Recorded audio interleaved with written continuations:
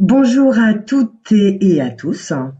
Donc aujourd'hui, nous sommes là pour parler de numérique, une filière d'avenir qui est aussi pour les filles. Alors, de quoi parle-t-on finalement quand on parle de ça? D'abord quelques chiffres. Donc, 23% de filles dans les métiers du numérique. Alors, ça varie, puisque on a environ 17% de développeuses, on a 24% de filles dans les métiers du conseil et de l'expertise. Dans le jeu vidéo, on est à 14% selon le baromètre justement du SNJV. Et puis 6% dans la tech. Alors, au niveau entrepreneuriat, on a 0 femmes en 2020 dans les entreprises du CAC 40. On a 10% de femmes qui créent des entreprises innovantes ou des entreprises de la tech. Et puis, quand on arrive au lycée, on voit que les spécialités, donc numérique et sciences informatiques, et puis sciences de l'ingénieur, sont quasiment totalement délaissées par les filles, puisqu'elles ne sont même pas à 3%, plutôt autour de 2,5%. Et au niveau européen, quand l'Europe en fait augmente le nombre de diplômés dans le secteur du numérique de 20%, eh bien nous en France, nous régressons de 2%. Alors, parallèlement à ça, il y a quand même des signaux forts. Alors, signaux forts, déjà égalité homme-femme, priorité du quinquennat. Quand on rentre plus dans le détail de ces 23% de filles qui sont dans les métiers du numérique, on voit depuis peu un frémissement, puisque sur ces 23%, 35% de filles ont rejoint des filières liées à l'intelligence artificielle et à la data. D'autres signaux forts, des initiatives collectives, par exemple le rapport qui a été remis à Bruno Le Maire par le Women's Forum, les femmes au cœur de l'économie, notamment du numérique et des STEM. On voit des réseaux qui se montent, comme le réseau Sista, qui accompagne les femmes créatrices de start-up à lever des fonds, parce que, pour mémoire, en France, les femmes lèvent à peu près 2,2% de fonds uniquement. Le reste étant pris par les hommes. Alors là, on n'est pas vraiment à la traîne, puisque au niveau 2,6% en France, 2,2% au niveau mondial. Donc tout ça se tient. De nombreux réseaux donc de marraines voient le jour. La création de Femmes numériques qui rassemble 40 grandes entreprises et 52 associations qui se fédèrent en fait pour changer d'échelle dans la représentation des femmes dans le numérique. Et puis Jamais sans elle, qui fait signer sa charte de plus en plus, qui aujourd'hui, alors tant auprès des entreprises que des structures d'enseignement supérieur, pour que il n'y ait plus de tables rondes, de conférences dans lesquelles on ne trouve pas au moins une femme pour 3 hommes. Il y a donc urgence que les femmes qui contribuent aujourd'hui à 34% des richesses au niveau mondial puissent accéder en fait aux métiers de demain, qui sont en fait déjà les métiers d'aujourd'hui. Donc on parle bien d'enjeux de société, de justice, d'équité et aussi de performance économique. Alors, j'ai le plaisir d'accueillir en fait pour approfondir ce sujet, femmes et hommes, donc 2 chefs d'entreprise, voire serial entrepreneuses, que sont Anne Faverdin et Athéna Caperoni, la directrice de l'agence Soprasteria de l'Académie de Montpellier, Isabelle Rex, et Julien Villedieu, donc délégué général du syndicat national du jeu vidéo. Alors, première question que j'ai envie de vous poser à toutes et à tous, c'est finalement, ça marche bien pour l'instant, donc pourquoi y a-t-il urgence? Pourquoi faut-il des femmes dans tous ces métiers que sont l'entrepreneuriat, le numérique, le jeu vidéo? Alors, qui se lance en premier pour répondre à cette question? Je veux bien commencer, Muriel. Isabelle, allez-y. Alors, dans les métiers du numérique, déjà, nous, d'un point de vue global, quels que soient les métiers, on se rend compte qu'en fait, quand il y a une mixité, ben, c'est beaucoup plus agréable de travailler. Et autant les femmes que les hommes le remontent, hein, puisque les métiers où il y a beaucoup plus de femmes, ben, ils veulent aussi en fait qu'il y ait une mixité, là dans l'autre sens. On se rend compte en plus qu'au-delà du bien-être au travail, il y a aussi une meilleure performance dans les entreprises où il y a une meilleure diversité. Et surtout et enfin, c'est que les métiers du numérique, le numérique, tout ce qui est transformation digitale, est en train de construire, et on le voit avec l'accélération de la transformation digitale provoquée par la crise du Covid, génère en fait notre société de demain. Et il faut que cette société de demain, elle ait été construite autant par des hommes que par des femmes pour que justement il y ait l'ensemble de la population qui se retrouve dans cette société de demain. Merci. D'ailleurs, pendant que je vous ai en ligne, est-ce que vous pouvez nous en dire un peu plus sur votre métier, sur Soprasteria? Euh, Alors, le Soprasteria, c'est un groupe de services numériques qui a été créé en France et qui est aujourd'hui un groupe international indépendant, puisque c'est toujours les fondateurs et les managers en fait qui sont actionnariat principal en fait de Soprasteria. C'est aujourd'hui 46 000 personnes, donc à peu près 20 000 personnes en France. Et ça touche tous les métiers en fait d'accompagnement des grandes entreprises dans leur transformation digitale, aussi bien en fait depuis le conseil en stratégie jusque au business process management, au service managé, en passant par l'intégration de systèmes, l'infrastructure management, enfin tout un tas de métiers et de parcours. Moi, j'ai un parcours assez atypique parce que je viens pas de l'informatique. Moi, j'ai été ingénieure en chimie et comme en fait rapidement, et puis j'avais pas forcément une vocation à rester dans la chimie, je voulais rapidement trouver du travail.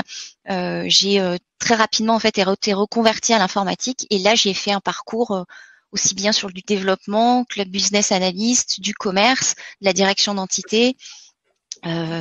Et du chef de projet. Donc voilà, d'accord. multisecteur. Et sur Montpellier, on a à peu près 250 collaborateurs et collaboratrices. Et j'ai regardé les chiffres. Effectivement, on est à peu près dans les mêmes ratios que ce que tu annonçais sur les métiers du numérique.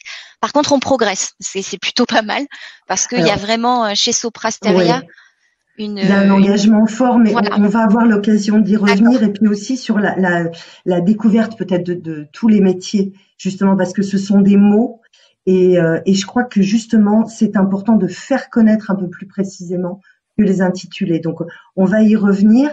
Je voulais D'accord. voir avec Athéna, Anne ou Julien, vous de votre côté, finalement, pourquoi faut-il des femmes dans l'entrepreneuriat? Pourquoi faut-il des femmes dans le jeu vidéo? Qui se lance? Ouais, je peux prendre la parole si vous voulez. Bien sûr. Nous, dans les métiers du jeu vidéo, de plus en plus de femmes jouent aux jeux vidéo puisqu'elles représentent maintenant la moitié des joueurs. Donc, les joueuses sont très importantes. Et le jeu vidéo est une industrie culturelle et innovante qui s'imprègne de l'ensemble de ce qui se passe dans notre société, de la vie, d'autres arts, d'autres influences qui sont extrêmement diverses. Et je rejoins ce que disait Isabelle, cette diversité, elle est absolument précieuse, elle est fondamentale. Et donc, on ne peut avoir de diversité dans nos contenus et dans ce qu'on propose aux joueurs et aux joueuses qu'à partir du moment où la diversité de nos équipes est là aussi. Donc, comme dans la société, il y a des hommes et des femmes, il faut dans nos équipes des hommes et des femmes à toutes les fonctions, qu'il s'agisse de fonctions de développement informatique, des fonctions artistiques, des fonctions managériales, de gestion de projet, administrative, communication, marketing. Je dirais l'ensemble des piliers qui font qu'une entreprise fonctionne bien. Et d'autant plus dans le jeu vidéo, où on a pour habitude de travailler en mode projet et en mode itératif, c'est-à-dire qu'on remet sans cesse la production sur enfin voilà, dans le groupe de production, et il est absolument indispensable que chacun puisse mettre sa pierre à l'édifice, et les femmes apportent énormément dans la créativité. D'ailleurs, on a de plus en plus, nous, de femmes qui sont directrices de studio et qui créent même leurs entreprises. Donc, c'est un signal pour nous qui est absolument indispensable. Et j'aurai l'occasion de revenir aussi sur ce qui est fait dans les entreprises et ce que nous faisons en tant que syndicat professionnel, du point de vue de la mixité et du point de vue de la promotion aussi des rôles modèles dans le secteur du jeu vidéo. Oui, on va revenir effectivement sur ces aspects-là. Anne ou Athéna, oui. Vous aussi, c'est un secteur où il y a peu de femmes. Ah bah, vous parlez du secteur de l'entrepreneuriat, oui. Alors là, on est loin derrière. C'est pire que n'importe quel autre secteur, étant donné que pour arriver à être chef d'entreprise, il faut avoir la confiance d'une quantité de partenaires incroyable. Et c'est vrai que le parcours est compliqué quand on est une femme. Alors, je parle pas de l'âge de la femme. Hein. La femme déjà est un point complexe, mais son âge est un facteur aggravant pour l'instant. C'est-à-dire manque de crédibilité vis-à-vis des partenaires. Oui, les partenaires, enfin, on en parlait et on en parle souvent, hein, les partenaires bancaires qui demandent les cautions parentales ou les cautions du mari. On parle aussi des problématiques de recrutement, la légitimité qu'on peut avoir face à une personne plus âgée ou alors en engageant des personnes qui sont de sexe masculin. Est-ce que ces gens-là vont avoir confiance de manière intuitive en une femme trentenaire chef d'entreprise? La question ne devrait pas se poser, mais malheureusement, elle se pose sur le terrain. C'est le cas tous les jours. Oui. Donc, pour répondre à la question pourquoi il en faut plus, parce qu'il n'y en a pas assez. Bonne réponse. Anne, vous voulez peut-être... Pardon. Oui, non, justement, j'allais dire peut-être Anne, avec Anne, mais je vais te laisser la parole sur le fonds d'investissement qui a fait la preuve que les femmes allaient potentiellement un peu plus loin dans l'entrepreneuriat lorsqu'elles y arrivent. On t'entend pas. Anne, on vous entend pas. Pardon, voilà, c'est mieux. Effectivement, mon propos va rejoindre un peu ce qui s'est dit précédemment. Aujourd'hui, il y a une représentation, je vais pas dire, enfin quasi inexistante des femmes chefs d'entreprise, et encore plus sur des grandes entreprises. Donc, plus on va aller vers de la TPE. Un petit peu solide ou voir des entreprises dans le CAC 40, vous l'avez si bien dit, le chiffre est nul. Donc c'est vrai que ça pose quand même un vrai problème. Pourquoi il devrait y en avoir plus? Parce que comme partout, ça peut améliorer quand même la façon d'entreprendre, en tout cas de donner une autre version, d'avoir des modèles peut-être différents, des réflexions différentes et de toute façon dans tous les cas et peu importe le secteur d'activité, la mixité apporte toujours un plus et donc aujourd'hui c'est vrai que c'est nécessaire d'encourager ces femmes et ces jeunes femmes à se créer leur chance et à créer leur projet, leur entreprise. Savoir que c'est possible, c'est pas parce qu'il y en a peu que c'est impossible. Et puis nous, pour revenir sur le propos d'Athéna, effectivement, au sein du groupe AFC, on a aussi eu la chance d'être soutenu et de travailler avec des fonds d'investissement qui encouragent l'entrepreneuriat féminin et qui le soutiennent aussi financièrement, comme le fonds de Michelle Obama, qui est un fonds américain, qui est porté par des hommes et qui accompagne des entreprises. Cette fois-ci, elle est portée par des femmes. Donc les mentalités changent. On voit de nouvelles initiatives. Après, créer un fonds avec ces critères-là, c'est bien. Et en même temps, ça montre qu'il y a besoin de créer cette démarche-là et qu'elle doit être qu'elle doit exister pour donner cette première impulsion. Et puis j'espère qu'un jour on n'aura plus à différencier qui est le porteur de projet quand on va chercher des fonds ou quand on a envie de de lancer son projet. Voilà. C'est effectivement ce qu'on attend, qu'on n'ait même plus à débattre du sujet. Alors, Isabelle, tu l'as évoqué tout à l'heure. Soprasteria est une entreprise très engagée pour le changement de la représentation des femmes dans les métiers du numérique. Nous siégeons ensemble justement à Femmat Numérique. Vous entreprenez de nombreuses actions. Est-ce que tu peux nous en parler ?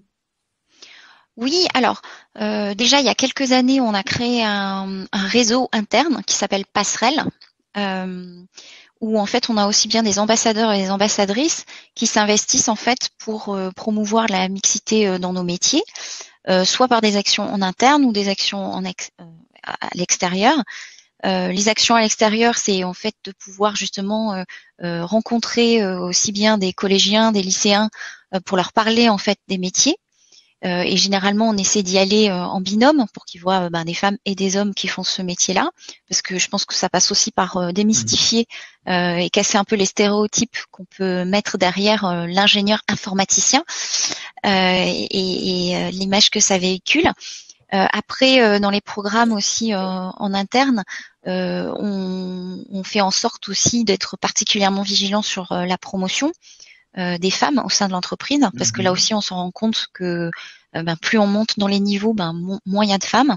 Donc là, le groupe a mis en place en fait un programme qui s'appelle Booster pour pouvoir justement identifier des femmes qui ont l'ambition de grimper les échelons et de les accompagner encore plus de façon particulière, de revoir un certain nombre de critères qui étaient plutôt en fait très liés en fait à des caractéristiques en fait, en tout cas masculine, en tout cas comment on élève les garçons, et que les filles, finalement, partent d'un peu plus loin, et justement pour pallier ces manques qu'il peut avoir, et aussi en fait beaucoup en fait organiser justement des tables rondes dans quels que soient les pays en fait, pour échanger sur ces sujets-là, pour échanger avec des collaborateurs, pour revoir en fait chasser les stéréotypes qu'il peut y avoir au quotidien. Moi, typiquement, j'ai souvent l'exemple de quand on doit choisir quelques collaborateurs pour nous représenter dans tel ou tel salon DevOps, Tech machin ou Sunitech à Montpellier, on me sort chaque fois une liste de 3 garçons, 4 garçons. Je dis, attendez, ça va, on n'a déjà pas beaucoup de filles, mais si en plus vous pensez pas à elles pour ces sujets-là, c'est un peu dommage. Donc voilà, d'être un petit peu en vigilance sur que justement on ait bien pensé à la représentativité par rapport à ça. D'accord. Julien, le secteur du jeu vidéo a malheureusement brillé ces derniers temps par de nombreux cas de harcèlement qui finalement ont peut-être aussi freiné les filles pour s'engager dans ce domaine-là. Je sais que au SNJV, vous avez pris le sujet à bras-le-corps. Et j'aimerais beaucoup que vous nous parliez un petit peu de toutes les initiatives, parce qu'elles sont nombreuses, que vous mettez en place maintenant justement pour éradiquer ce problème. Alors en effet, c'est un sujet qui est grave et c'est un sujet qui nous préoccupe depuis pas mal de temps. Il y a eu des cas médiatiques effectivement de harcèlement et je dirais même malheureusement il y en a sûrement plein d'autres qui n'ont pas été médiatisés. Donc c'est, je pense, effectivement un problème qui est réel, qui n'est pas, je dirais, qui n'est pas propre à l'industrie du jeu vidéo. Je pense que c'est propre à ces industries qui sont relativement jeunes dans le temps, très spécialisées, et aussi le jeu vidéo est une industrie historiquement très genrée, puisque un loisir pratiqué par les garçons plutôt, et donc une industrie qui a eu tendance à effectivement cultiver l'entre-soi des jeunes garçons, jeunes hommes, et ensuite des équipes. Donc voilà, on a pu parler parfois d'atmosphère toxique dans certaines entreprises, et je pense qu'il y a à la fois forcément des gens qui ont eu des comportements extrêmement nocifs, toxiques, et on espère nous que ça ira jusqu'à la judiciarisation, de façon à ce que ces personnes-là cessent leurs agissements et soient condamnées. mais il y a aussi beaucoup de gens qui malheureusement, et quelqu'un parlait tout à l'heure d'éducation ou de formation ou de prise de conscience. Il y a aussi, je pense, pas mal d'hommes qui malheureusement ont pas conscience que parfois leur comportement peut avoir des biais et des biais qui sont parfois dramatiques, ce qu'on appelle les biais inconscients tout simplement. Oui. Donc ceci n'excusant pas évidemment le comportement de ces hommes, hein, bien entendu. Donc il y a une diversité de problématiques, il y a une diversité de situations aussi, de taille d'entreprise, d'échelons aussi hiérarchiques auxquels ces choses ont pu se passer. Bon, après, je voudrais pas non plus qu'on fasse un paysage dramatique du jeu vidéo. C'est aussi une industrie dans laquelle celles et ceux qui y travaillent s'épanouissent. C'est une industrie passionnée où les gens font un travail formidable et où parfois, quand le succès est au rendez-vous, il y a une émulation d'équipe qui est assez extraordinaire. Donc, c'est aussi une industrie qui fait rêver. Et nous, notre rôle, c'est de faire en sorte qu'elle continue à faire rêver. Évidemment, celles et ceux qui y travaillent, mais d'attirer de plus en plus de femmes. Donc, nous, on a agi à plusieurs niveaux. Je vais essayer d'être assez court pour pas monopoliser la parole, mais il y a déjà en interne, nous on a fait un gros travail avec les pouvoirs publics autour d'une démarche qui vise à mettre un coup d'accélérateur sur la prise de conscience dans les entreprises et sur la redescente finalement de l'information, de la formation des équipes sur toutes les questions qui touchent à la mixité, à la diversité, à l'inclusion. Finalement, au respect de l'autre, hein, tout simplement. Je crois que parfois c'est juste du bon sens.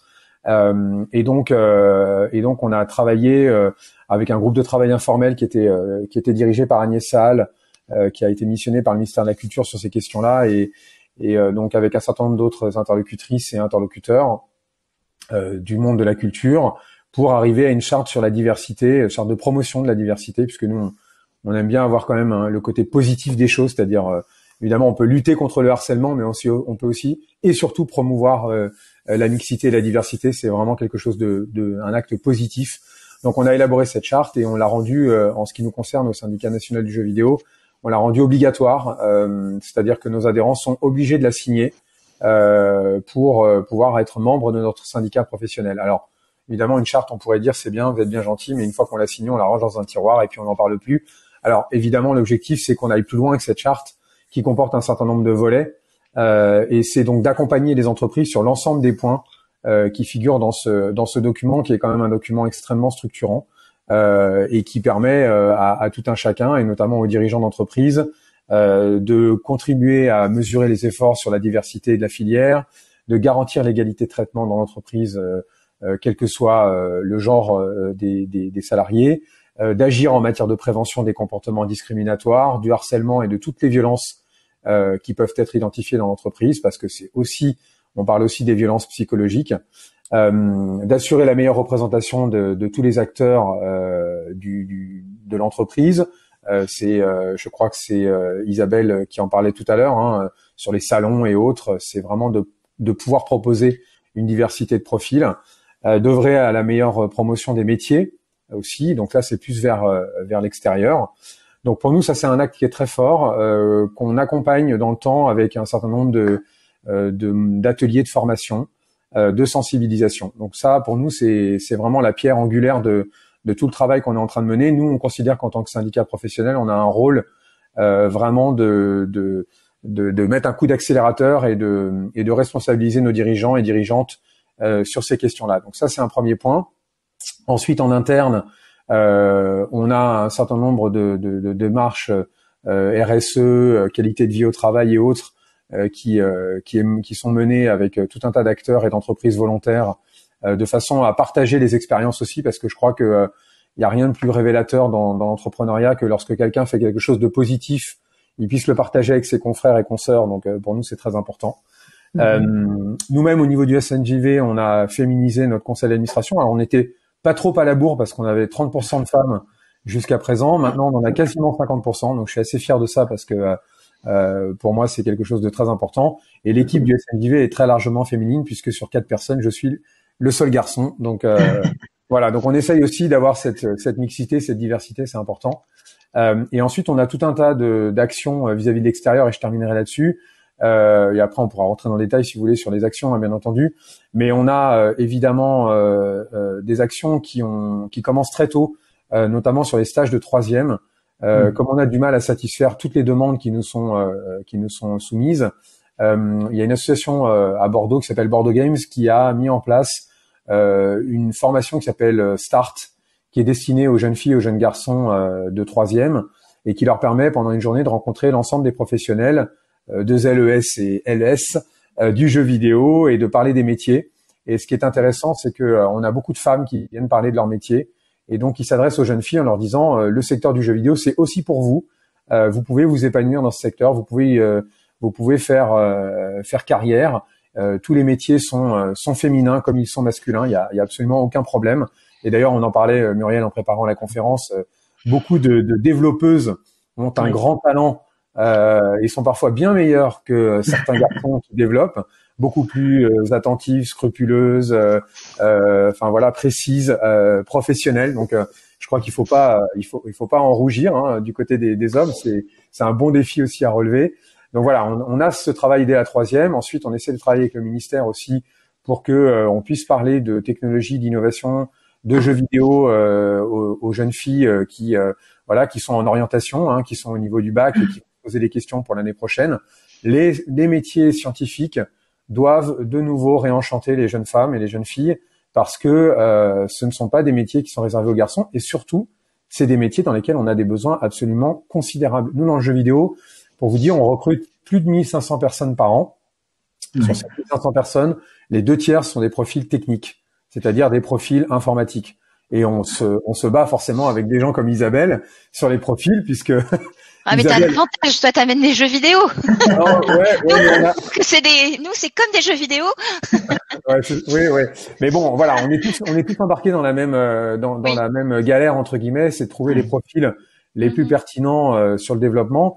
Et donc, pour rejoindre ce que disait Athéna tout à l'heure, il n'y en a pas assez, donc il en faut plus. Et je dirais justement dans le développement informatique, on a trop peu de femmes. Et donc, comme il faut beaucoup de développeurs et de développeuses informatiques, le champ aujourd'hui est ouvert pour toutes les jeunes filles qui ont envie d'aller dans cette direction-là. Donc voilà, on a des actions en interne et en externe. Et après, il y a plein d'autres choses dont on pourra parler évidemment. Mais pour nous, c'est un sujet qui est absolument indispensable. Et on travaille beaucoup aussi avec une association, et je terminerai aussi là-dessus, qui s'appelle Women in Games, qui est une asso qui fait un boulot formidable de promotion de la mixité, de la diversité et qui a mis en place un annuaire de rôle modèle.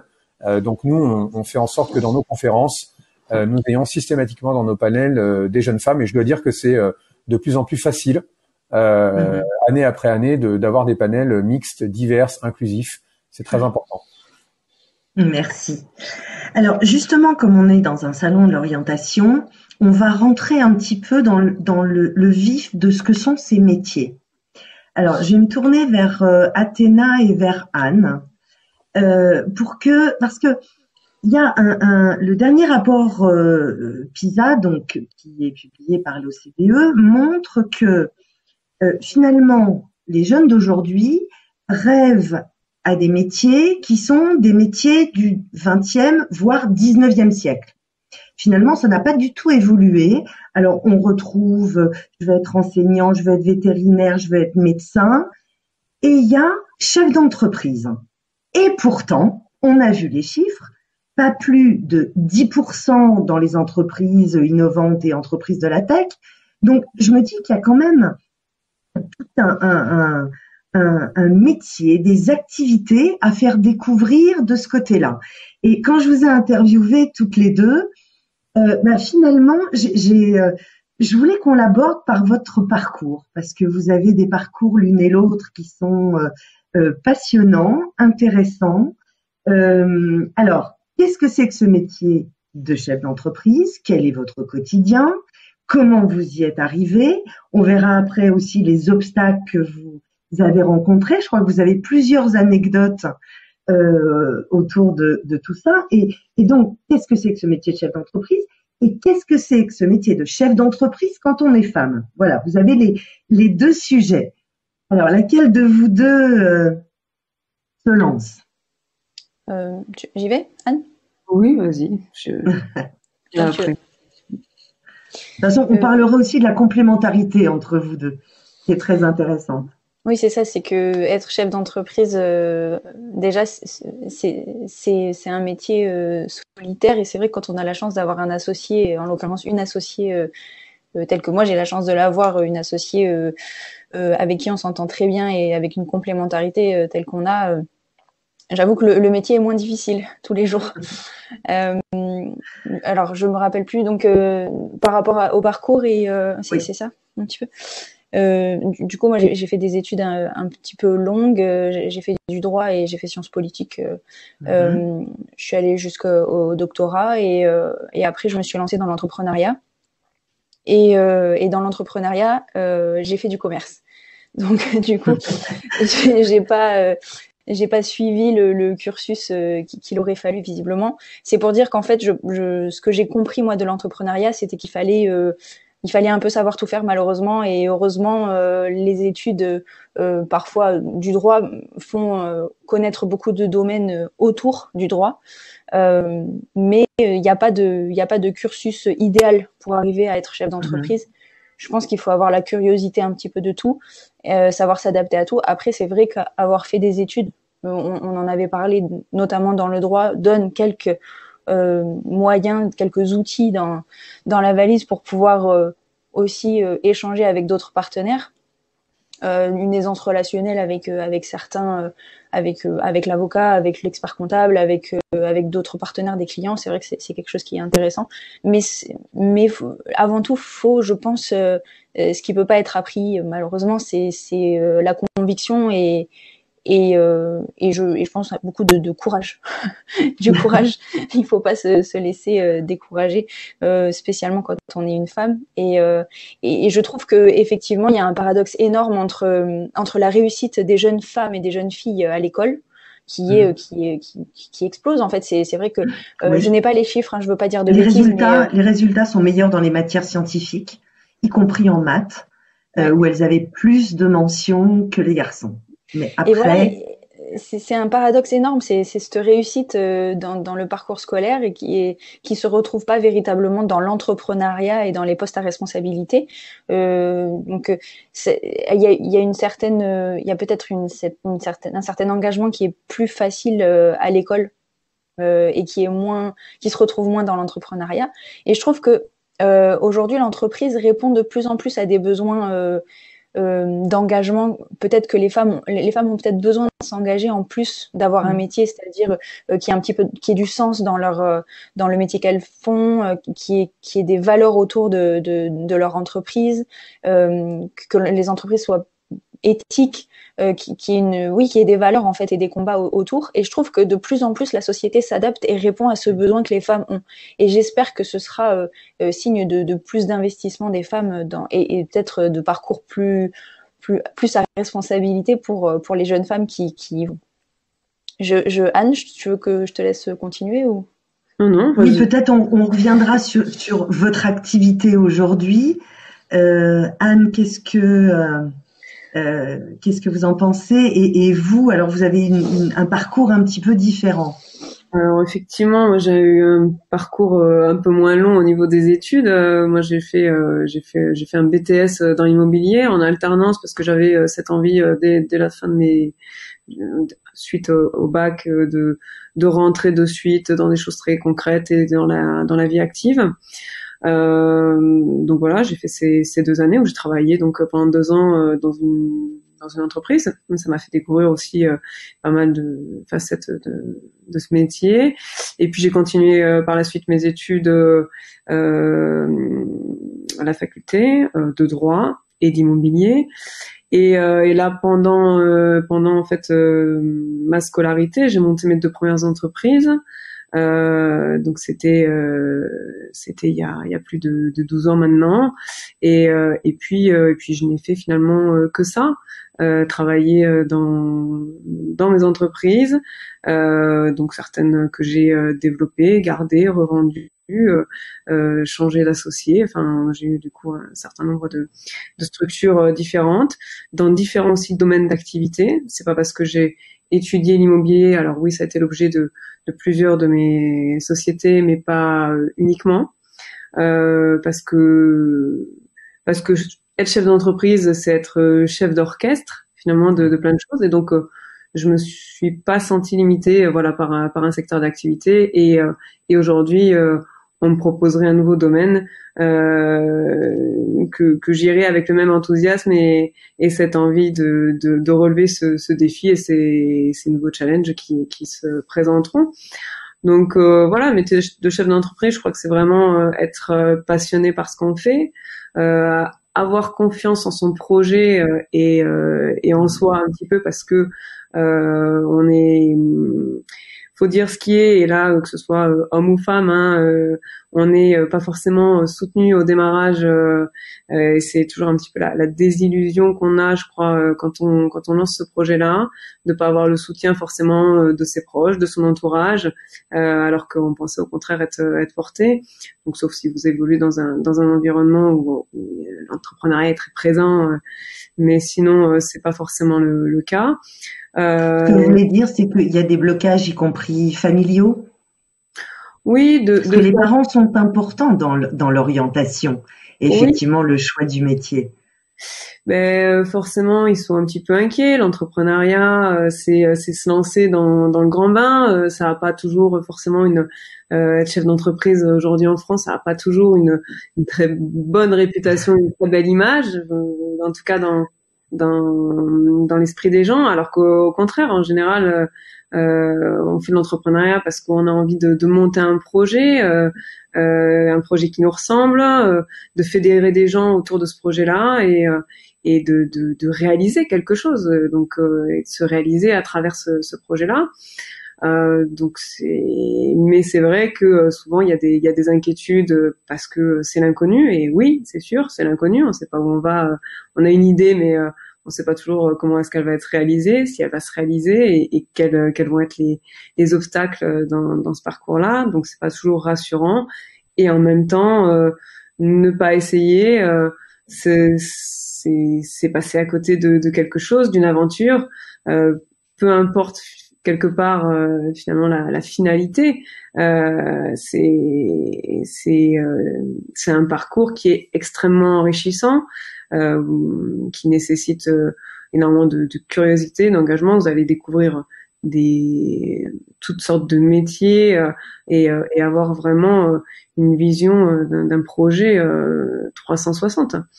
Et puis vous allez aussi apprendre à vous connaître vous-même, parce que vous allez voir vos forces, vos faiblesses, vous allez être capable de vous remettre en question, et puis du coup avec ce travail-là, de mieux vous entourer et de relever des défis qui seront plus ou moins grands. Donc ouais, moi je trouve que c'est une belle entreprise au sens large.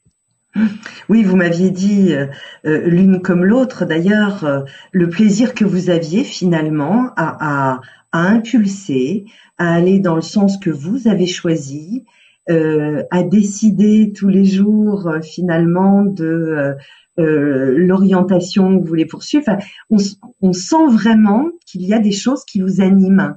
Vous pouvez rentrer un peu plus dans ces détails. Qu'est-ce qui vous plaît au quotidien l'une et l'autre dans ces métiers? Peut-être je vais juste présenter rapidement AFC, parce que c'est vrai que oui. Vous allez comprendre du coup l'ADN de ce qu'on fait. Donc AFC, donc c'est une agence qui accompagne des porteurs de projets. Donc porteurs de projets, ça peut être des associations, des fondations, des startups, des entreprises. Donc des projets engagés, responsables et d'envergure mondiale, en accord avec les objectifs de développement durable des Nations Unies. Donc c'est vrai que on colle assez 17 ODD, et puis on accompagne donc ces projets et ces porteurs de projets. Donc parfois on dit projets, mais ce sont déjà des entreprises conséquentes, dans leur développement et leur croissance, à la fois sur de l'ingénierie de projet, de la recherche de financement, de la commercialisation et du développement. Et donc ça, c'est plutôt la partie d'Athéna pour le coup. Voilà, et puis un volet événementiel là-dessus. Et donc on est très axé sur sur ces objectifs de développement durable, sur l'entreprise de demain. Pour nous, c'est des choses vraiment sur lesquelles on mène énormément d'actions pour que ces entreprises, que ce soit la nôtre ou les suivantes, prennent ces valeurs. D'accord. Et pour vous, Athéna, quel est votre votre domaine d'intervention? En fait, le domaine d'intervention, c'est la partie commerciale, événementielle, recherche de partenaires, communication. En fait, on travaille ensemble donc avec Anne, et le but c'est de faire, ma partie, c'est surtout de faire connaître les entreprises, de leur trouver des partenaires d'envergure. Donc ce sera grâce au réseau onusien qu'on a développé, notamment dans la partie éducative, accolé à des ONG telles que Campus des médiateurs ou d'autres ONG. On essaie de leur faire obtenir des liens et des partenaires d'envergure mondiale, onusienne, assez chouette. Ça c'est vrai que c'est très motivant de prendre un projet à un état quel qu'il soit, et puis de prendre une pluralité de projets et de domaines et de les emmener à rencontrer un autre pays, un autre ministère, des diplomates onusiens. Enfin, j'avoue que ça c'est un des plus grands plaisirs. Si on parlait un petit peu du plaisir qu'on a à travailler dans ce genre de métier. C'est vrai qu'il n'y a pas de redondance quand on est chef d'entreprise. C'est un avantage et un inconvénient, c'est-à-dire qu'on ne sait pas trop ce qui peut nous attendre dans la journée, mais en même temps, on ne sait pas trop ce qui peut nous attendre dans la journée. Donc c'est plutôt chouette. Et du coup, c'est vrai que on a commencé, je sais que quand on a monté l'agence il y a quelques années, on a commencé avec le secteur des comités d'entreprise. On est passé par de la communication, par de la presse.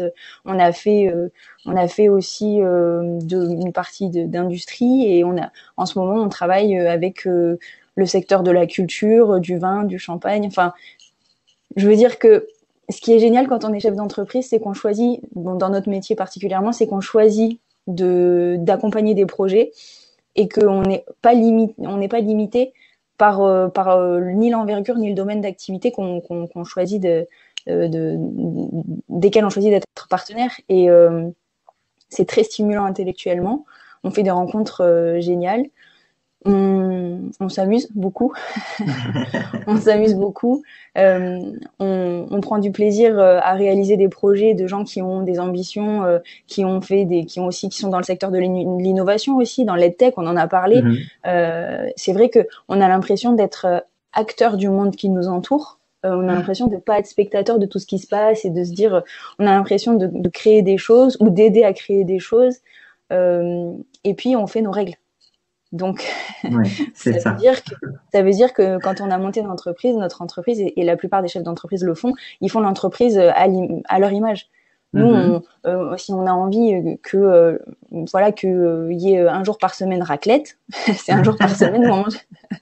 Non, mais je tire le trait, mais ce que je veux dire, c'est que ce qu'on insuffle, on essaye de dynamiser le tissu économique local dans lequel on est intégré, mais on essaye aussi de dynamiser le groupe, la communauté qu'on crée, et de les amener tous autour de projets qui nous animent et qui nous portent. Mais on passe tellement d'heures à travailler qu'on fait en sorte que ce soit quand même plutôt sympa. D'accord. Et alors, justement, être femme entrepreneuse, alors c'est quoi la différence? Quelles sont les anecdotes que vous auriez à nous raconter Je crois que vous en avez. Oui, Athéna, elle en a plein. Isabelle, je vais répéter celle que vous connaissez. C'est vrai que il y avait une anecdote qui était marquante. C'était à l'époque, on faisait passer des entretiens pour un emploi de commercial. Et c'était notre directrice commerciale, une 50aine d'années, qui faisait passer les entretiens d'embauche. Et donc la structure qu'on dirigeait avec Anne, il y avait cette directrice commerciale qui faisait passer les premiers entretiens, et nous on faisait passer les entretiens finaux en fait. Et on n'était pas là avec Anne, et donc c'était Christine exactement qui faisait passer les entretiens. Et il se trouve que dans la salle d'entretien, il y avait la photocopieuse. et l'imprimante. Et moi, de mon bureau, j'ai imprimé dans l'imprimante, à l'imprimante, pardon, dans la salle d'entretien. Et j'arrive, et donc j'arrive, le candidat était de dos. C'était un monsieur cinquantenaire, Anne, je crois. Oui, oui. Ouais, cinquantenaire. Donc pour un poste de commercial, en plein entretien. Je frappe à la porte parce que je suis polie et que je demande à entrer. Et donc la directrice commerciale me présente Athéna, voilà, directrice, etc. Donc et je rentre dans la pièce et ce monsieur se retourne et me fait un clin d'œil. Voilà. Voilà. Et du coup, je me dis, mais pourquoi il fait ça? Enfin, ça ne se fait pas. Ça ne se fait pas. Et je me dis, ça ne se fait pas si je suis n'importe qui dans la société. Le fait que je sois une femme, ça ne se fait pas. Ça ne se fait pas non plus parce que potentiellement, je suis son employeur. Potentiellement. Donc, ça ne se fait pas non plus. Et donc, je ressors et le candidat, n'a pas été pris. Ça va aussi pour les clients qui arrivent et qui nous demandent un café, ma petite, s'il te plaît, en nous tutoyant alors qu'ils ont rendez-vous avec nous. Bon, ça, ce sont des choses qui sont quasi quotidiennes, malheureusement. Il faut prendre du recul. C'est ça. D'accord.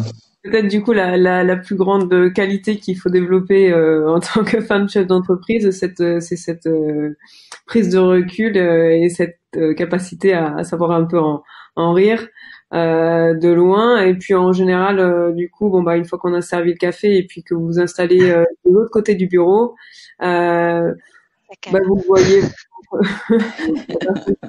avec vous qui change un petit peu le regard et qui se dit qu'effectivement il a peut-être mal débuté son rendez-vous. Et on va lui confirmer ou pas, mais c'est vrai que ce sont malheureusement des anecdotes récurrentes. J'ai eu le cas aussi moi avec où on a pris le stagiaire pour le directeur quand il était avec moi. Il en a beaucoup joué pendant 5 minutes. Ça a été drôle. Devant le client, on a dit ce qui s'est passé, et puis ensuite on en a discuté quand même un petit peu. Mais voilà.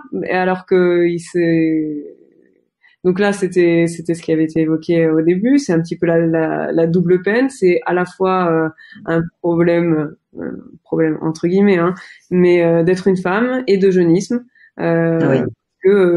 parce que d'autres ne se seraient certainement jamais permis avec quelqu'un de plus âgé. Donc voilà. Donc peut-être que la différence quand on est femme chef d'entreprise, c'est d'être encore plus résistante, de prendre encore plus de recul et d'avoir cette intelligence-là, de connaître, d'avoir conscience des problématiques qui existent et de savoir les tourner à son avantage. Parce que de toute façon, vous serez obligé de composer avec. Le monde et les mentalités ne vont pas changer du jour au lendemain, même si on y travaille tous les jours et qu'il y a quand même des choses qui avancent, heureusement. Mais pour autant, dans le quotidien, c'est systématique. Et puis il y a, nous on travaille avec un certain nombre de chefs d'entreprise. Et on évolue aussi dans ces réseaux. Et il n'y a quasiment pas de femmes. Toutes les négociations sur les différents business sur lesquels on va évoluer, on va systématiquement négocier avec des hommes.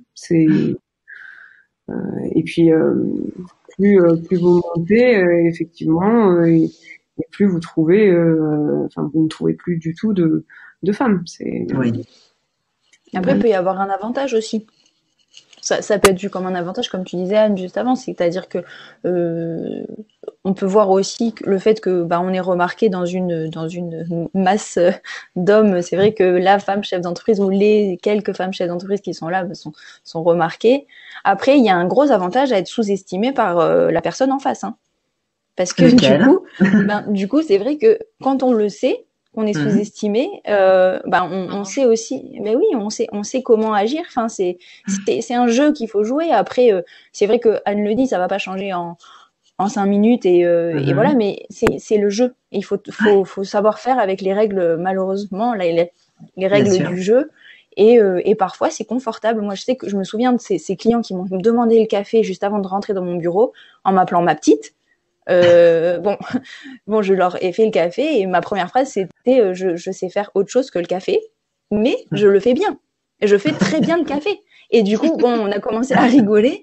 Et c'est vrai que bon, ça s'est pas mal passé. Au final, ça s'est très bien passé. Eux, ils étaient en porte-à-faux, moi non. Et au final, c'est eux qui étaient. C'est eux qui sont mal à l'aise. Oui, et ouais, c'est ça. Et du coup, en plus, c'est un mensonge. Je fais très mal le café. Anne pourra le confirmer.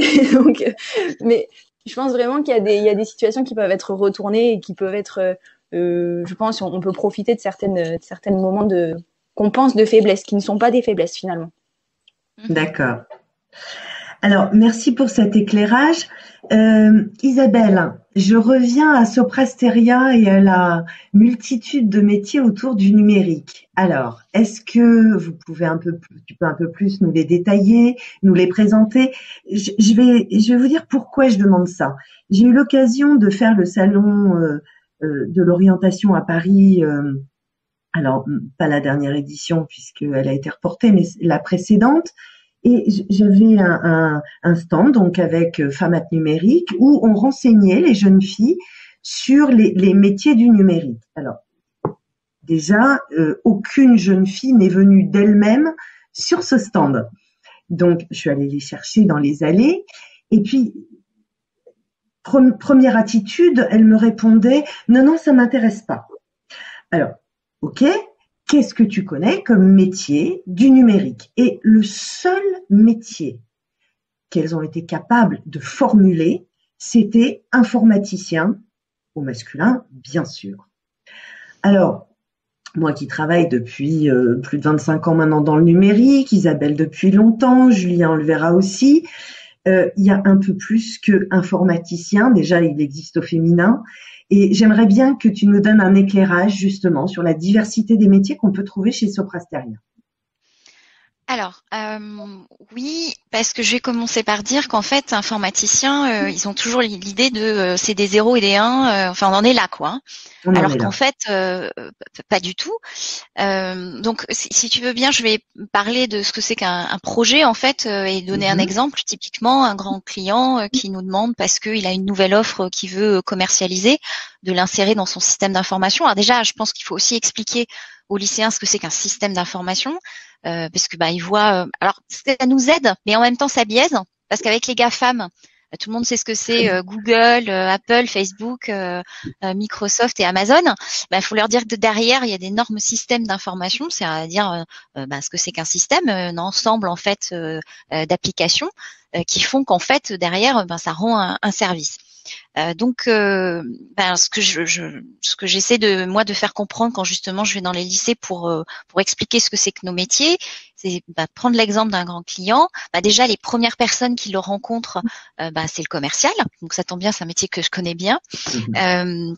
Et ça aide aussi d'être une femme Athéna quand on est commercial, parce qu'il y a la curiosité en fait de rencontrer la personne en face. Bon, après il faut transformer cette curiosité en légitimité en disant voilà, j'ai quand même des choses à vous voir. Donc c'est quelqu'un qui va être en anticipation en fait des problématiques que va avoir un prospect, un client, pour bien comprendre en fait quel besoin il a, besoin clairement identifié, là typiquement dans le cas d'une nouvelle offre, mais ça peut être peut-être des besoins qu'il va avoir plus tard en termes de multiples problématiques. Aujourd'hui, il est forcément dans un service concurrentiel et donc aller plus vite en fait que ses concurrents, etc. Tout ce qu'on peut l'aider à prendre un pas d'avance, puisque en fait aujourd'hui on est quand même dans une société où on accélère en fait les processus de digitalisation.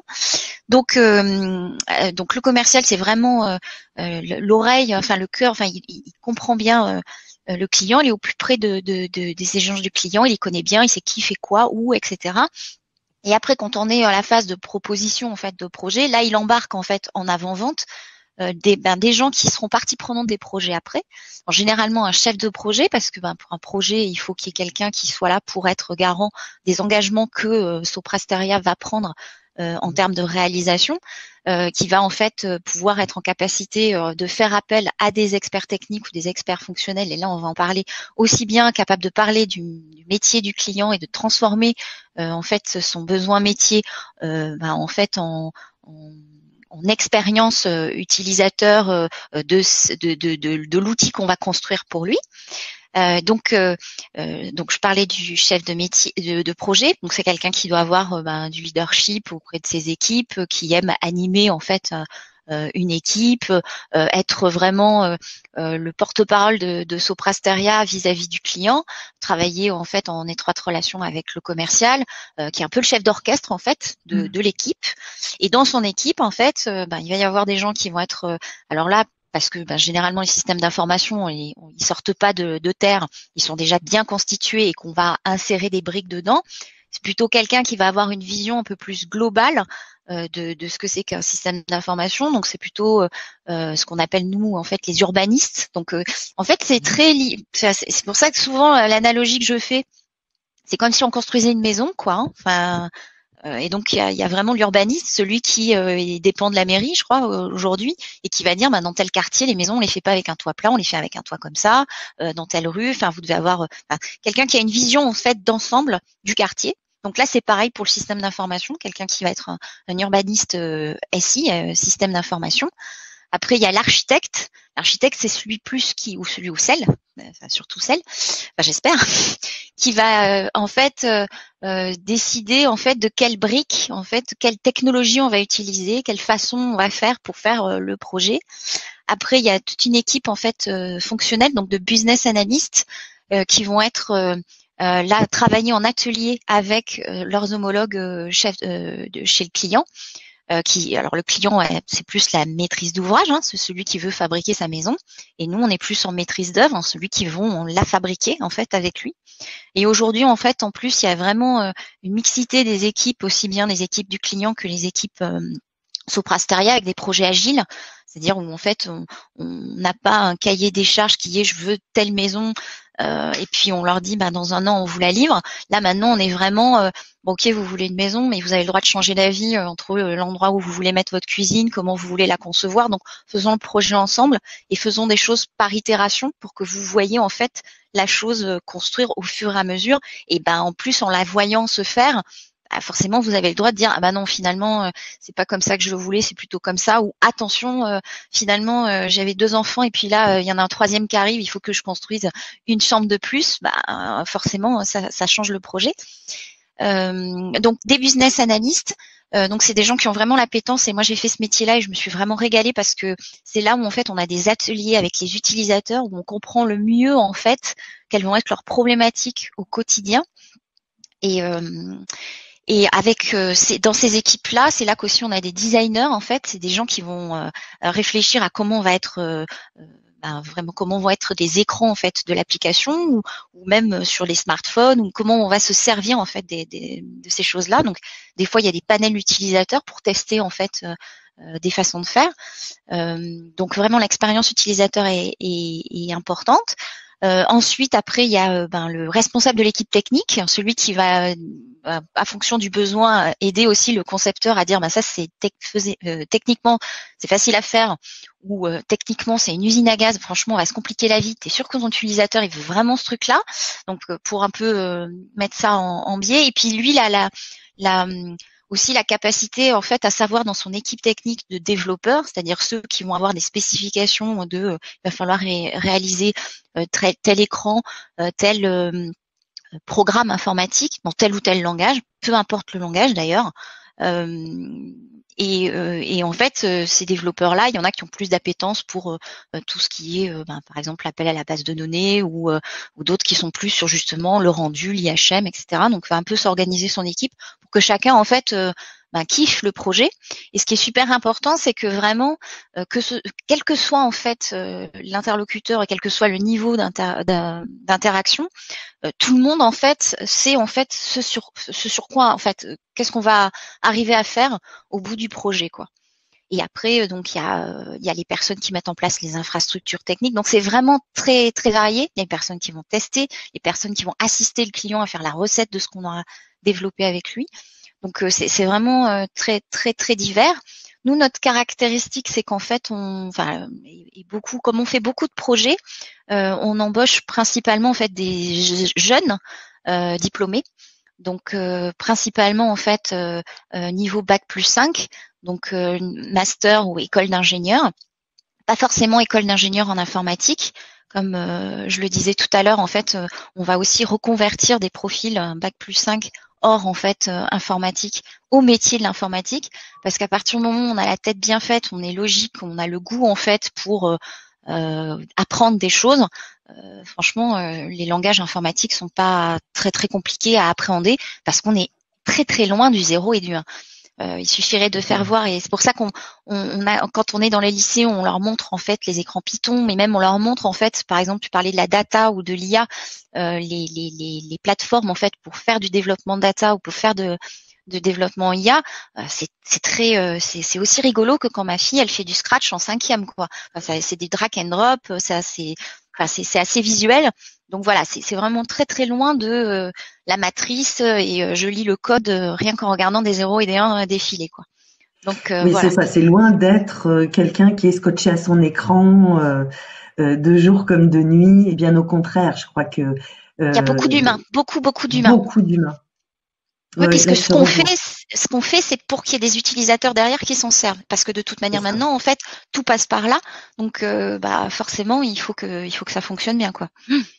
Et donc, tu disais profil bac+5, c'est ça? Oui.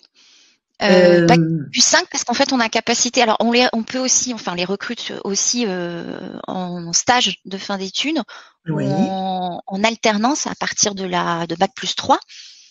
Pour les accompagner en fait en alternance jusqu'à leur diplôme.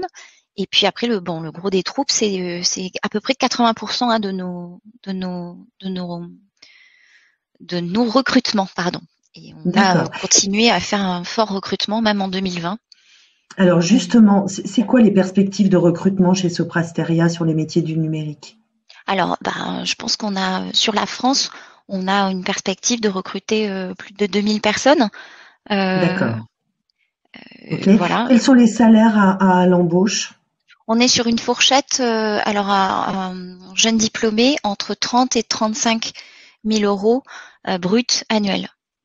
D'accord. Voilà. Après, ça dépend justement s'il y a eu une alternance avant pour valoriser en fait ces années d'alternance-là. Et puis ça dépend aussi de la région. Là, je te parle de quelque chose plutôt montpelliérain. Oui. Sur Paris, ça monte forcément un petit peu. Ça monte un peu plus.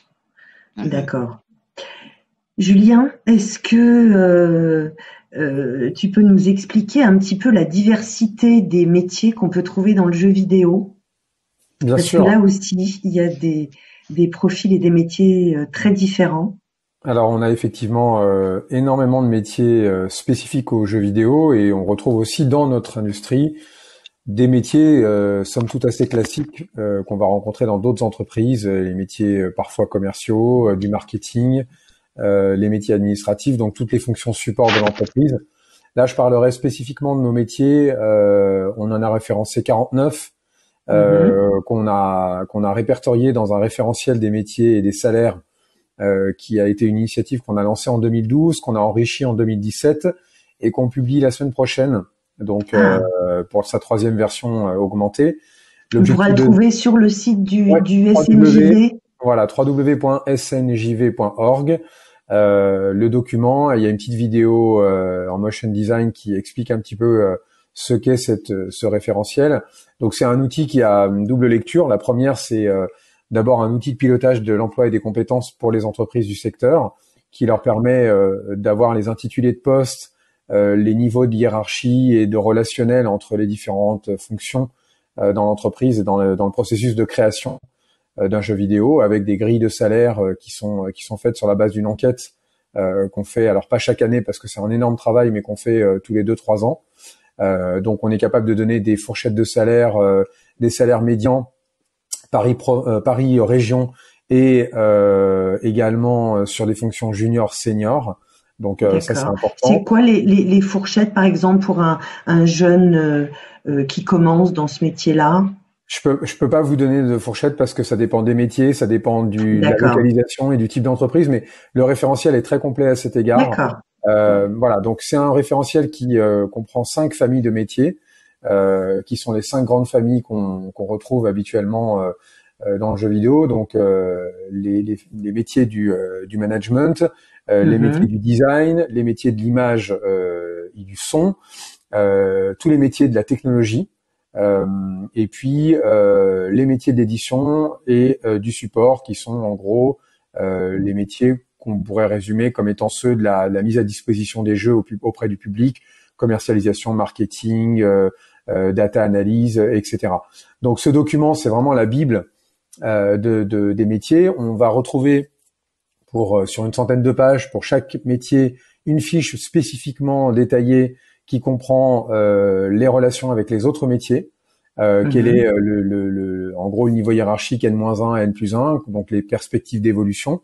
On va retrouver le savoir-faire et le savoir-être requis dans ces métiers, les compétences, les niveaux d'études aussi qui sont demandés, et les compétences qu'on va avoir à mettre en œuvre au quotidien lorsqu'on est un développeur, lorsqu'on est un artiste 2D ou un artiste 3D, lorsqu'on est un game director ou une game director. Enfin voilà, et tous ces métiers sont évidemment, puisque c'est un peu le sujet de notre débat aujourd'hui, sont évidemment féminisés dans leur intitulé et aussi dans l'ensemble des fonctions qui sont souhaitées.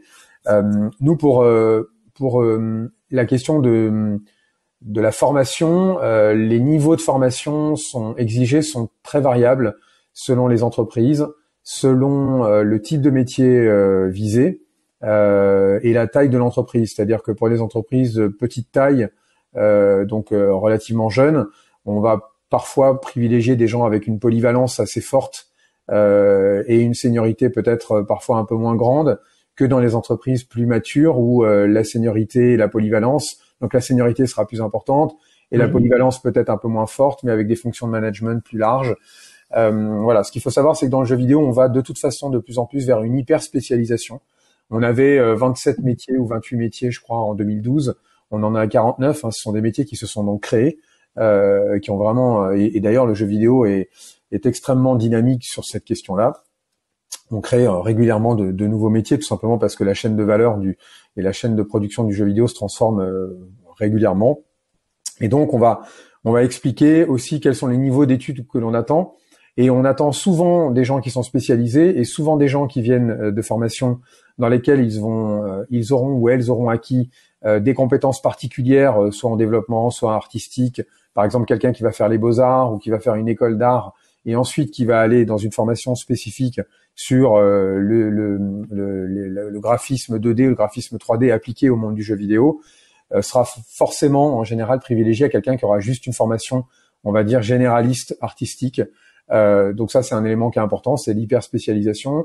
Le deuxième point qui est important, c'est aussi le fait d'être capable de promouvoir aussi son travail personnel, de mettre en avant son talent, puisqu'il y a énormément de demandes, énormément de postulants sur nos offres d'emploi, très peu d'élus. Donc non seulement les compétences et je dirais la formation sont importantes, mais le talent va être regardé et scruté, puisqu'on parlait d'humain, je sais plus qui parlait d'humain tout à l'heure, mais c'est un mot qui est très important dans nos industries. C'est vrai qu'on a tendance un peu à déshumaniser le monde du numérique en ayant, parfois c'est un peu des images d'Épinal, des batteries d'ordinateurs qui font tout seul. En fait, si on met pas des hommes et des femmes derrière ces ordinateurs, il se passera strictement rien. Ne serait-ce qu'à un moment donné, il faut appuyer sur le bouton on pour le mettre en marche.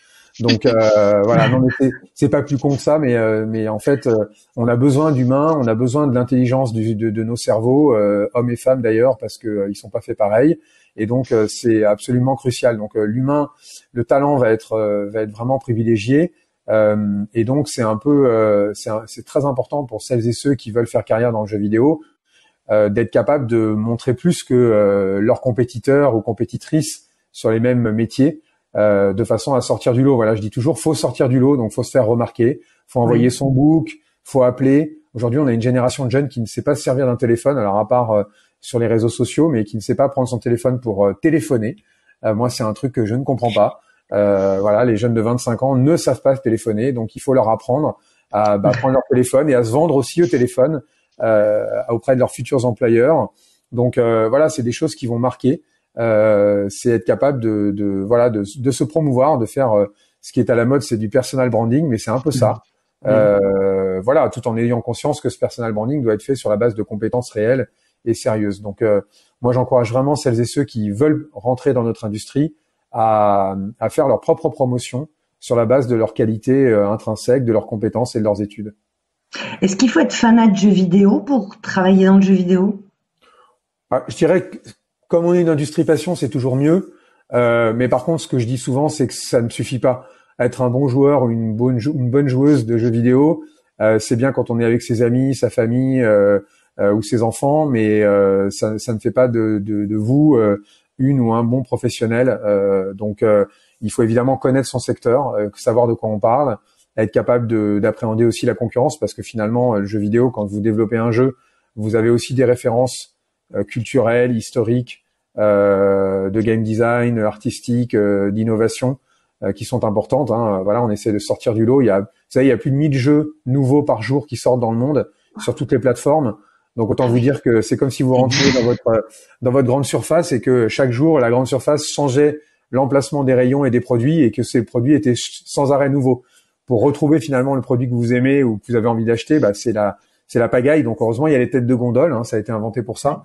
Nous c'est un peu ça, c'est-à-dire que l'idée c'est de se dire comment est-ce que mon jeu va être en tête de gondole sur un petit appareil qui fait quelques centimètres carrés ou une console où il va y avoir 5 ou 6 pavés qui vont mettre en avant des jeux. Donc tout est là, l'art aussi de designer des petites icônes d'applications qui vont être séduisantes pour les joueurs et les joueuses et qui vont avoir envie de cliquer dessus et de s'engager ensuite dans le jeu. Puis après il y a tous les mécanismes qu'on connaît et qui sont appliqués pas que dans le jeu vidéo mais qui sont des mécaniques intéressantes aussi pour aller retenir, chercher les joueurs et les joueuses et puis ensuite les retenir. Donc il y a plein de métiers, c'est vraiment une industrie fabuleuse. Il faut être passionné quand même par ça, mais ça ne fait pas de vous un ou une bonne professionnelle. D'accord. Parce que en plus là, on parle du jeu qui est le plus connu, mais maintenant c'est un secteur qui se développe dans d'autres pour d'autres finalités, je dirais pour la formation, pour la simulation, pour oui, bien sûr. Le jeu vidéo a cette capacité à irriguer aussi d'autres domaines d'activité, parfois très sérieux, comme la simulation médicale. Il y a beaucoup de professionnels de santé qui se forment à distance. Voilà, quand on peut plus aujourd'hui forcément travailler sur de l'humain, enfin des cadavres. Donc on travaille évidemment en virtuel. Et donc ça permet aux gens de se former, mais aussi sur de la formation tout simplement dans les équipes. Voilà, on parlait tout à l'heure de lutter contre les biens inconscients, d'avoir une conscience écologique, conscience développement durable. C'est des choses, aujourd'hui on a des acteurs en France qui sont spécialisés dans la production et la réalisation de projets ludiques, mais qui ont un sens. Et d'ailleurs, le jeu vidéo, et c'est aussi une industrie qui est intéressante parce que dans le jeu vidéo, on a souvent tendance à voir les jeux un peu bourrins, les jeux de simulation sportive ou de tir à la première personne. Bon, ça, c'est la face émergée de l'iceberg qui est pas toujours d'ailleurs très glorieuse. Mais il y a beaucoup d'autres choses et le jeu est un vrai vecteur de sens. Il y a des histoires absolument magnifiques qui sont racontées à travers les jeux auxquels on peut jouer, des histoires aussi très contemporaines, porteuses de sens politique, religieux, de sociologie, références historiques. Enfin, c'est assez incroyable et c'est vrai que on utilise maintenant de plus en plus le jeu vidéo dans des domaines assez inattendus. Alors parfois les créations qui sont proposées sont assez loin de ce qu'on appelle un jeu vidéo, mais vendu comme tel. Donc là, attention, méfiance. Mais quand c'est bien réalisé et que on s'amuse, je crois que c'est Athéna qui disait qu'elle s'amusait dans son entreprise et dans son quotidien. Là, l'idée d'un jeu dit sérieux, c'est aussi de sous prétexte de s'amuser. En fait, on fait vraiment, on permet aux gens d'apprendre quelque chose et on fait passer des messages. Moi, je me souviens d'un jeu qui était assez sympa, qui était un jeu qui permettait au personnel sur les chantiers, notamment lorsqu'on creuse des tranchées dans les rues, d'appréhender lorsque on se retrouve face à une canalisation de gaz ou électrique ou à des éléments inconnus, d'avoir une réaction qui soit la plus appropriée possible. Alors évidemment, c'est mieux de le faire derrière un écran d'ordinateur que lorsque le truc vous saute à la figure. Donc là, ça permettait aux gens d'être formés avec ce type de logiciel. Donc effectivement, ça marche plutôt pas mal. On est là plus dans le B2B que dans le B2C, donc on s'adresse vraiment à des clients professionnels. Donc business to business Voilà. ou business to consumer, client Plutôt direct que, ou client plutôt que entreprise. l'habitude du jeu vidéo qui est de s'adresser directement au consommateur final. Et d'ailleurs avec une chaîne de valeur qui s'est réduite, puisque aujourd'hui la plupart des studios s'adressent directement à leurs clients et à leurs consommateurs, ce qui n'était pas le cas il y a encore 4-5 ans où on avait toute une chaîne de valeur avec beaucoup d'intermédiaires. Tout ça a volé en éclats et aujourd'hui le seul intermédiaire qu'on a finalement c'est la plateforme. D'accord. Perspective d'embauche dans le domaine, c'est quoi à peu près? Alors très forte. Dans les années à venir, là? Très forte. Alors ça vous aura pas échappé qu'à la faveur du contexte sanitaire, le jeu vidéo a été la filière culturelle qui s'en est plutôt très bien sortie. Oui. Alors ça c'est la partie émergée, c'est-à-dire que les gens ont beaucoup consommé de jeux vidéo, autant qu'ils ont consommé de séries d'ailleurs télévisées ou sur Netflix. Mais le revers de la médaille, c'est qu'il y aura probablement pas mal de sociétés qui auront des problèmes en 2021, fin 2021, parce que on est aussi dans un secteur d'activité où on a besoin de contacts pour créer des projets, pour signer des deals, et tout ça ça a disparu. Donc même si on fait beaucoup de choses à distance, ça n'a pas le même dynamisme et le même impact. Néanmoins, on est quand même sur une tendance qui est extrêmement positive. Le secteur du jeu vidéo, c'est plus 11% de croissance par an depuis 20 ans. Et en termes d'emploi, c'est 20% de croissance nette d'emploi par an. Donc, on est à peu près sur 20 000 emplois au global de toute l'industrie. Donc, je dirais qu'on va recruter entre 1500 si c'est vraiment faible et 3000 emplois cette année. Donc voilà. Et principalement quand même dans les métiers, je disais technologiques, c'est-à-dire tout ce qui est du développement informatique, sur les méthodes agiles et sur nos outils classiques. Donc il y a plein de choses à faire et on est vraiment à l'affût des candidatures féminines. Je le dis, c'est très sérieux. Vous parliez tout à l'heure, Muriel, du nombre de femmes qu'on a dans nos entreprises, c'est 14,6%. Alors c'est le 0,6 qui est marrant, mais voilà, non, c'est 14%, ouais. dont 6% dans la tech. Voilà, ah d'accord. Donc voilà. 14%, voilà. Nous on est autour de 14-15% effectivement dans les studios de développement. Chez les éditeurs, c'est plus important pour une raison simple, c'est que chez les éditeurs, il y a plus de fonctions marketing, communication et autres dans lesquelles on a habituellement, traditionnellement plus de jeunes femmes. Mais donc ça, c'est en train de changer puisque dans les écoles, on est à plus de 25% de jeunes filles qui sont en études dans les écoles spécialisées au métier du jeu vidéo. Donc naturellement, un certain nombre d'entre elles vont arriver dans nos studios. Donc on devrait avoir une féminisation de nos équipes de plus en plus forte. Et ça, je pense que c'est quand même extrêmement positif. Merci.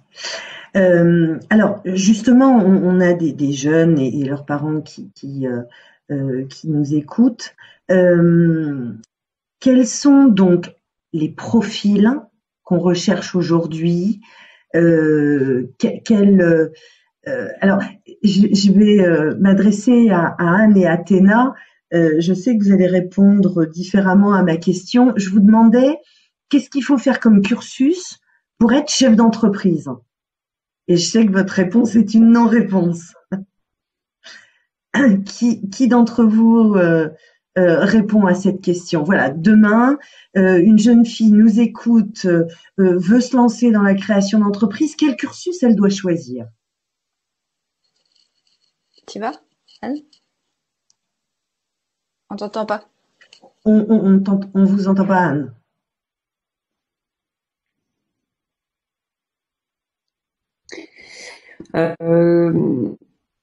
Alors effectivement, la réponse c'est compliqué parce qu'il y a pas d'école pour être chef d'entreprise. Il y a pas de parcours type. Je pense que on peut aussi bien parmi les chefs d'entreprise, il y a beaucoup d'autodidactes. Donc il y a des gens qui n'ont pas fait d'études, et pour autant qui réussissent très bien. Il y a des gens qui ont fait à l'inverse de très longues études et qui réussissent très bien. Il y a pas de chemin tout tracé. Après, c'est sûr que voilà, comme le disait Athéna, quand on va sur des métiers, des formations en tout cas dans le commerce, dans le droit, on va avoir des peut-être on va être capable de développer des savoir-faire qui vont nous permettre d'être plus à l'aise pour développer son réseau, développer son projet. Donc, ce sont plutôt des compétences que vraiment un cursus identifié. Quelles compétences, du coup, sont indispensables? Déjà, c'est oui, être passionné par ce qu'on fait. Ça, c'est vraiment la première des choses, parce que tous les matins, vous allez vous lever. Pour vous, il y aura personne pour vous dire ce que vous avez à faire. Et pour vous motiver ou autre. Donc c'est d'être passionné, c'est aussi d'être organisé et discipliné, parce que là encore une fois, si on veut que ça avance correctement, il faut être capable de se gérer, avoir confiance en soi et en son projet. Ça, si vous portez, si vous êtes en train de rentrer dans cette démarche-là, forcément, c'est ce qui va vous animer tout au long de votre parcours et de cette aventure-là. Donc, il faut s'y rattacher. Et quand on oublie un petit peu et qu'il y a pas mal d'obstacles qui se présentent, eh bien, il faut voilà, se rattacher à son projet, à savoir pourquoi est-ce qu'on l'a lancé et où est-ce qu'on veut l'amener. Et il y a des solutions pour tout. Cette résistance qui est nécessaire et importante, il faut insister. Mais là, c'est valable aussi pour l'entrepreneuriat, mais pour du recrutement de façon là assez classique. Hein. Je pense que si on va postuler, que ce soit pour Julien ou Isabelle, il faut aujourd'hui voilà, savoir se démarquer, savoir ce qu'on veut, et puis pas hésiter effectivement à appeler, à rappeler, à renvoyer un mail pour dire aussi qu'on a appelé, et voilà, et puis pas lâcher finalement. Ceux qui à la fin avancent le plus, c'est ceux qui auront tenté, se seront remis en question, auront tenté différemment, et auront insisté, et à un moment donné la porte finit par s'ouvrir. C'est donc voilà, je pense que c'est vraiment les qualités personnelles qu'il faut avoir plus que professionnelles. Et nous aujourd'hui, même dans nos recrutements, c'est aussi ce qui compte. Il n'y a pas que le diplôme. Il y a aussi ce que vous avez fait avant. Est-ce que vous avez fait des petits boulots? Est-ce que vous avez fait des stages? Est-ce que vous êtes investi dans des causes? Est-ce que vous avez été bénévole? Est-ce que vous avez d'autres choses, d'autres atouts auxquels vous peut-être aujourd'hui vous pensez pas? Est-ce que vous avez fait du sport en compétition, qui vont révéler des qualités personnelles? Et aujourd'hui, c'est ce qui fait la différence. Et on peut apprendre un métier, on peut se réorienter et monter en compétences. Mais encore faut-il avoir cette base personnelle et cette envie de vouloir le faire. Athéna, peut-être d'autres qualités à ajouter? Moi, je pense que le chef d'entreprise, c'est une personne extrêmement paradoxale. C'est-à-dire que pour moi, c'est la personne qui a le plus confiance en lui du monde et qui se remet en question le plus souvent par rapport à tout le monde. C'est la personne qui tous les matins se dit je vais conquérir le monde, et tous les soirs se dit mais qu'est-ce que j'ai fait? Et je pense que c'est autant d'envie que de doute que de remise en question, et du coup je pense que tout ça, peut-être que ça peut être résumé par un mot qui a une très belle origine grecque d'ailleurs, mais c'est l'enthousiasme en fait. Je pense que ce qu'il faut, c'est être enthousiaste sur un projet, une idée, une valeur, un combat ou une innovation, une volonté dans la vie, un objectif. Et en fait, quand ça brûle en soi, cet enthousiasme, ça peut brûler pour les études, ça peut amener aussi à ne pas en faire parce qu'on veut aller plus vite et parce qu'on sait qu'on a la réponse. Ça peut aussi aider à se relever quand on trébuche ou quand on tombe. Je pense que, pour moi, c'est au-dessus de tous les paradoxes, c'est l'enthousiasme. D'accord. Il y a un mot que vous m'aviez dit aussi quand on a préparé l'entretien, c'est être créatif. Ah ouais, ouais, mais parce que Il y en a une qui est créative et l'autre qui fait rentrer la créativité dans un carré. C'est oui, c'est ça. ça. C'est Anne qui dit tout le temps que moi je suis un rond et qu'elle fait en sorte que mes idées rondes rentrent dans ses carrés à elle. Voilà. Voilà. Donc du coup, Joli père. On a les deux versants des compétences nécessaires au chef d'entreprise. Mais c'est vrai que ce sont ces idées qui partent parfois un petit peu dans tous les sens, et parce qu'on a envie de réaliser plein de choses avec une ambition énorme et cette envie-là. Et donc Athéna, c'est vrai que c'est plus sa personnalité, et puis moi ma partie, c'est de faire rentrer ces projets un peu fous et des fois complètement démesurés dans un cadre, dans un carré qui mêle à la fois du juridique, du financier, du comptable, de la faisabilité aussi, tout court, parce que des fois des fois ça se fait pas. Des fois, et donc voilà, c'est ce qui fait aujourd'hui notre force et notre complémentarité au sein de cette entreprise. Oui, en tout cas, je l'ai remarqué, ça crève les yeux quand on vous écoute. Isabelle, peut-être aussi quelles compétences sont recherchées chez Soprasteria, et puis peut-être aussi, je sais pas, des conseils, des recommandations pour que il y ait plus de filles qui viennent, passez-moi le mot, mais s'éclater dans les métiers du numérique. Moi, franchement, ça fait plus de 25 ans que j'y suis et 25 ans que je m'amuse. J'ai touché au tourisme, j'ai touché à l'administration, j'ai touché à la santé, j'ai eu mon entreprise, voilà, ça offre quand même une diversité des possibles assez impressionnante. Oui, puis c'est un milieu qui change tellement rapidement que finalement on s'ennuie jamais. J'apprends alors que je fais pas du développement. J'ai beaucoup appris quand je faisais du développement, mais là je continue à apprendre parce que justement il faut que je sois en capacité d'en parler auprès de mes clients. Alors c'est pas moi qui serai en mesure de réaliser les choses, mais il faut que je sois suffisamment au courant de tout ce qui se passe. Donc en plus comme le digital, forcément il est de plus en plus présent dans nos vies.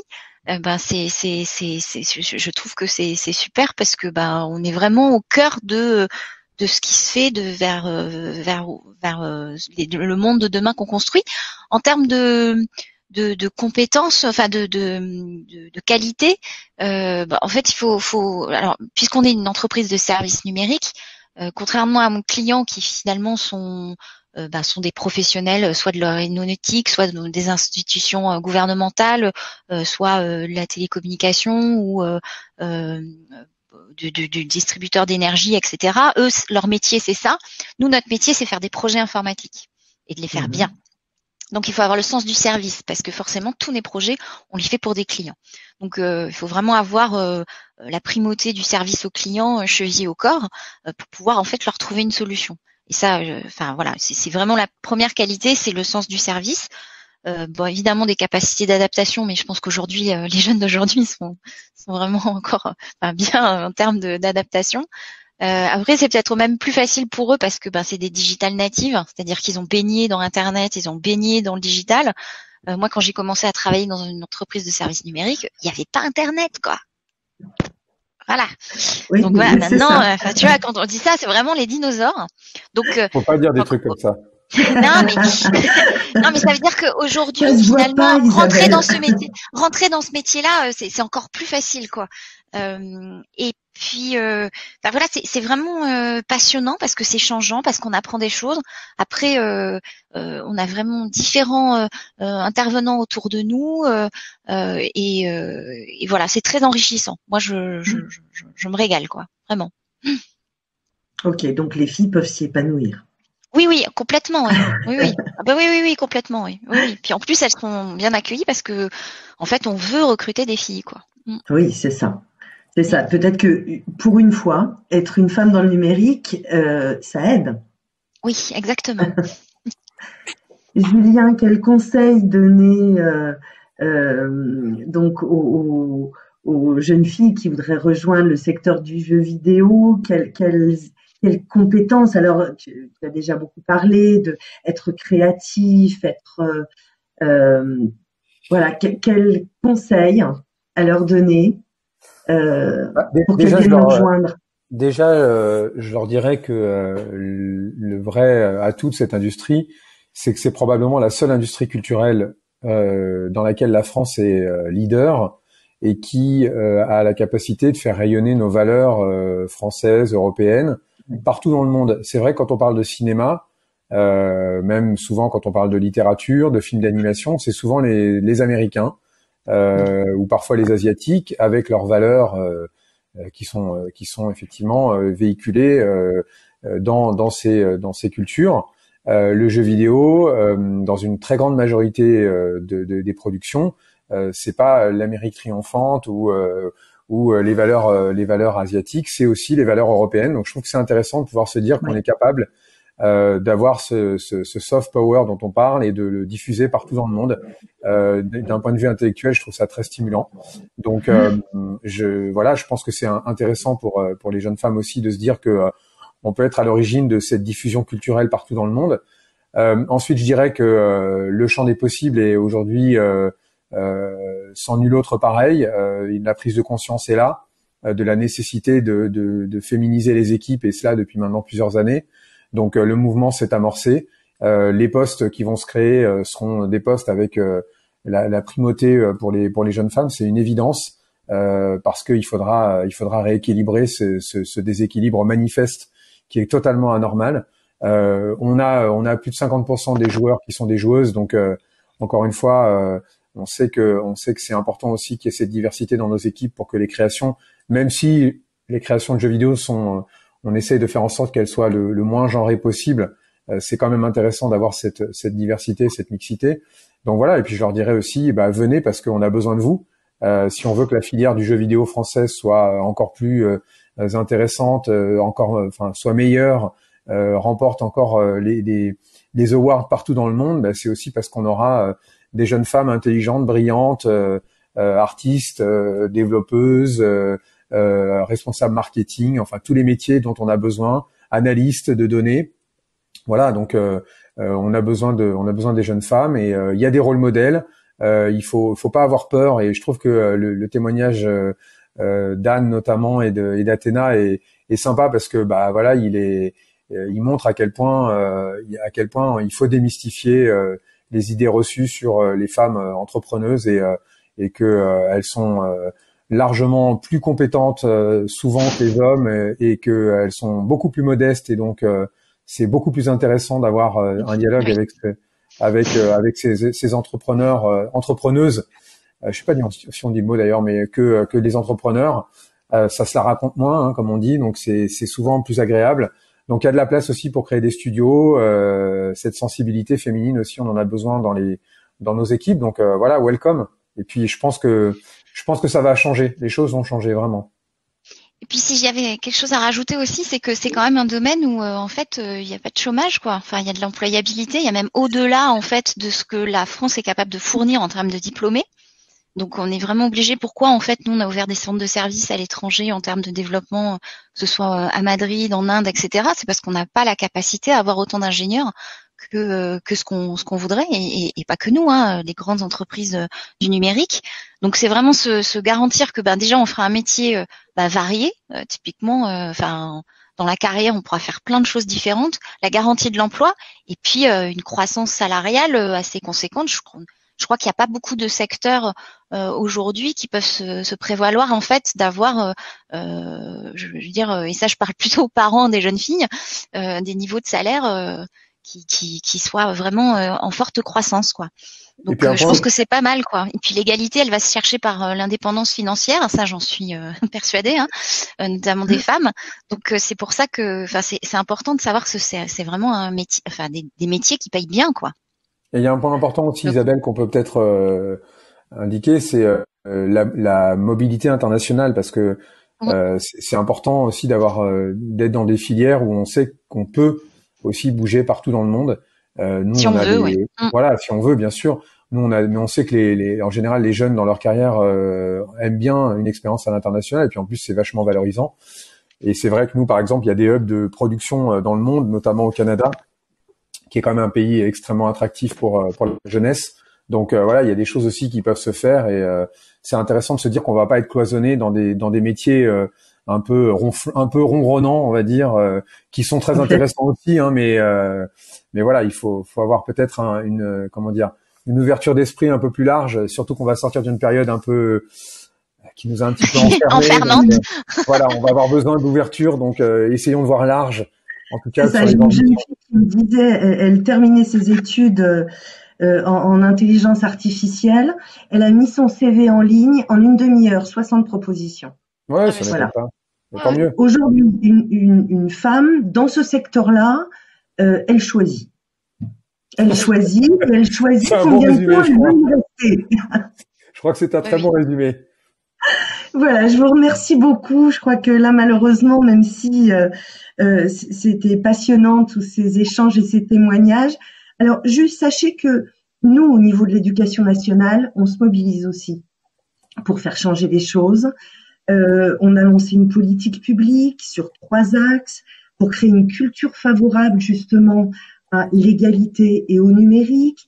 On sait aussi que malgré le fait qu'on a organisé des actions depuis longtemps, plusieurs années, qui n'ont pas eu l'effet escompté.